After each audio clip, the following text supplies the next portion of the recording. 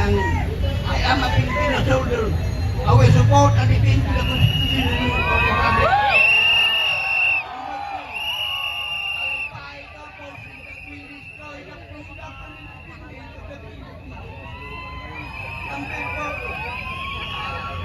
I will uphold the supremacy of the civilian authority over military influence. I will obey all of legal orders and decrees of my local superior at all times. Number 5, ang pinakamasakit sa lahat. I am a Filipino soldier. I will live and die in a true Filipino today.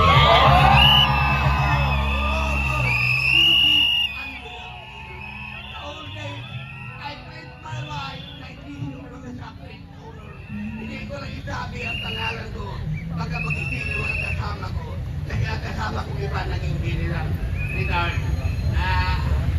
May medyo general, mayroong natin general po retired. Kaya marami na pong buhay pa ngayon.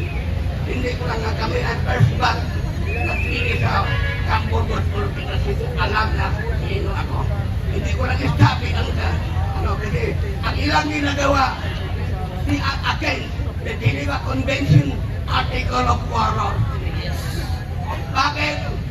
Bakit hindi na tinutulungan ang nanghihingi ng tulong na tamaan ng tirgas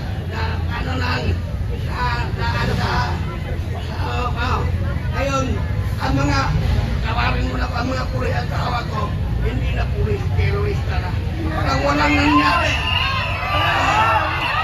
Ang pangaray na ang pinagmasakit sa lahat ang wala pa hindi ka napasok. Ngayon pinaligtas pa nila na talagang kargado ang mga loob ng PUDC na obstruction of justice. Mga kababayan, wake up! Ganun nga, nakaisip ako. Hindi lahat. Yan.